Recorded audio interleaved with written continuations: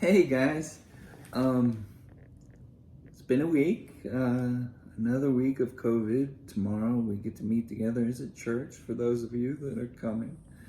And as you probably can tell, I've got a beautiful woman sitting at my side, and I know you guys know her. You've met her. This is my wife, Madeline. You guys usually call her Miss Maddie. Hello. She's going to help us out tonight. But we've been talking about taming the tongue. We've been talking about not letting the sun go down on our anger. We briefly talked about that, but we've talked about the do nots before. Do not be anxious. Do not be this. Do not be that. And then last week we started to look at things a little bit differently, right? We talked about the fruits of the Spirit. And how if we are trying to walk in the fruits of the Spirit, and we're going to read that, when you're doing that, you're automatically not doing something else, right? So you're not being anxious if you're focused on the peace of God. So I'm going to read real quick here. Once again, we're looking at Galatians 5, verse 22. And it says, "But the fruit of the Spirit is love, joy, peace, patience, kindness, goodness, faithfulness, gentleness, and self-control. The law is not against such things. Now those who belong to Christ have crucified the flesh with its passions and desires. If we live by the Spirit, let us also keep in step with the Spirit. Let us not become conceited, provoking one another, envying one another." So a little bit here, we're going to Verse 25, "If we live by the Spirit, let us also keep in step with the Spirit." So we're going to talk a little bit about that this time. And how do we do that? How do we keep in step with God's Spirit? Well, one of the things that I've experienced recently is reading my Bible and praying about what I read and imagining myself in those stories. If I read about if I read about Daniel in the lion's den, I try to imagine myself with Daniel facing down lions, and what kind of fear would that provoke in me? Would it really provoke a peace in myself? And what I've come to develop is an ability to journal about that, journal about what I feel. And part of the reason why I asked Ms. Maddie to be here with us is because if there's any person that I know on this earth that is great at journaling, it's her. Take it away. Well, I wanted to talk to you guys about this for a long time, so I'm excited that I get to talk with you about it a little bit. Basically, why do I write in a journal? One would be practically to pour out my prayers to God, it's a way of writing down my prayers. And also, when I do that, I can look back at the journal and see where God's answered prayers and look and see how he answered prayers. And so it's really encouraging. I also use my journal to just, maybe I'll have a dream that I think, well, maybe that was from God, and I don't know. But I write it down just in case, God reveals something more later on. Or if maybe I feel like I've got a picture in my head, or I feel like, maybe God's speaking something to me. It's a good way for me to to keep a record of that. I'm very visual and very, what's the word? Kind of artistic. So, like for instance, here's one journal that I'm working on right now. And let's see. I've got pictures in it. I've got stuff that I saved from retreats or from church. And, you know, sometimes I'll draw pictures. Let's see if I can find one with some pictures.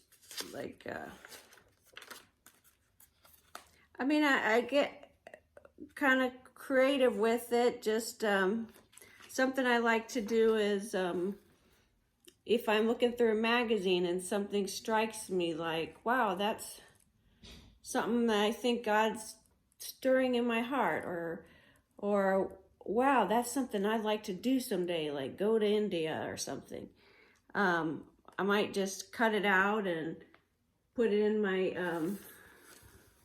journal and just write about it, or maybe that's something I can go back to. And I drew some drums because I was interested in playing drums and praying about whether I should play drums. All sorts of things. So this is the one I'm working on right now.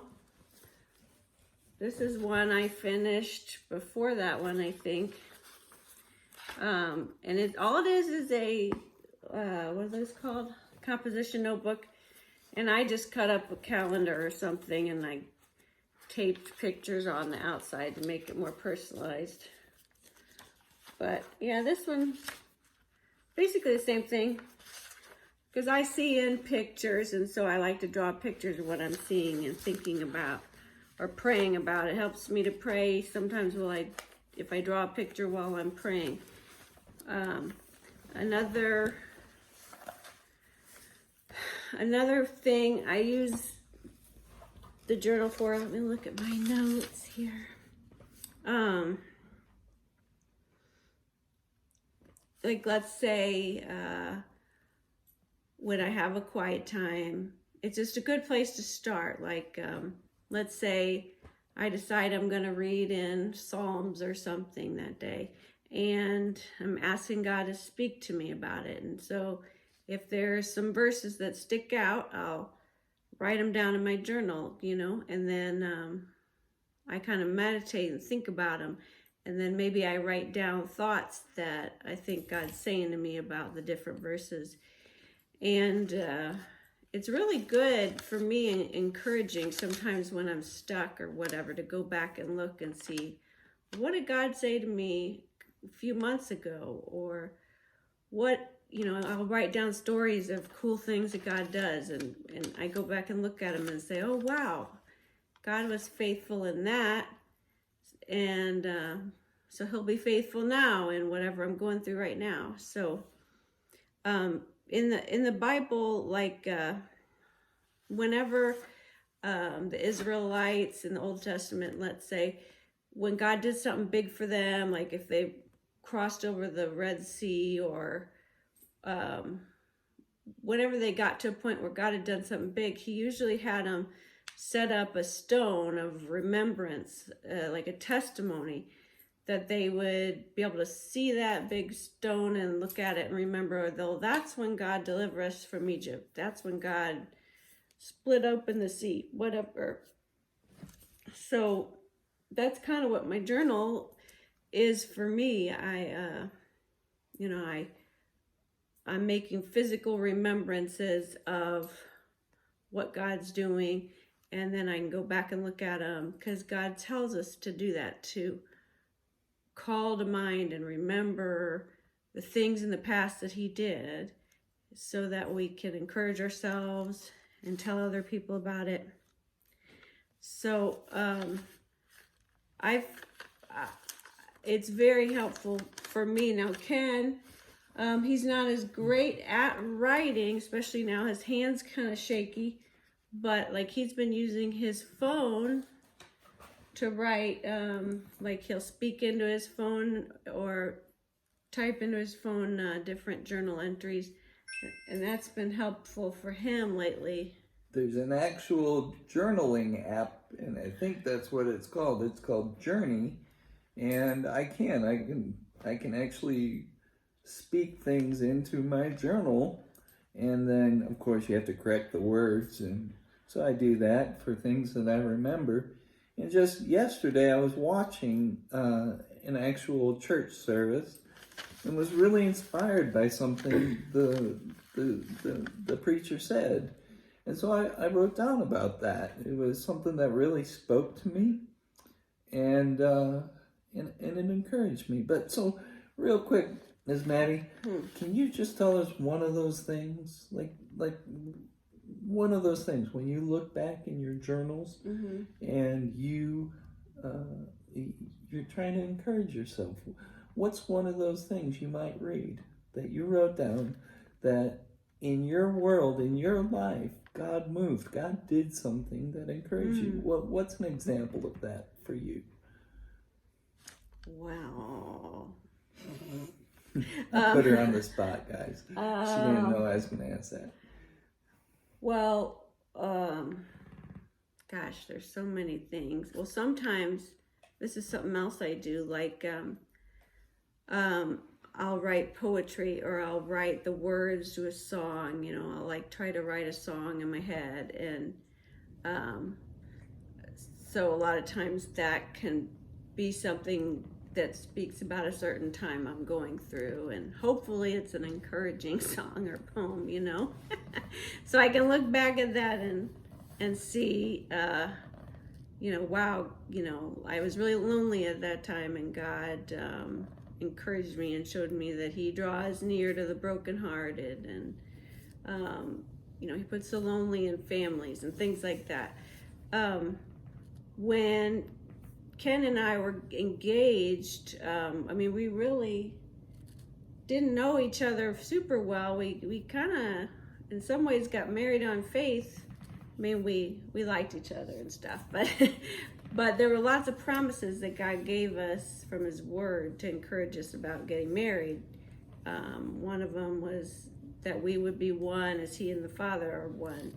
And, but He gave me a lot of promises and scriptures and just cool things, you know, like a dream that I had and different things, and I tried to write those things down. And so then when, you know, Ken and I have had hard times in our marriage, I could go back and look and say, well, you know, God promised this, you know, why would He promise it unless it meant something, you know? So you know, God, what was that? We were just reading in Hebrews 10:38. We were just listening to Francis Chan talk about that verse last night. But 10:38. Let's see what it says.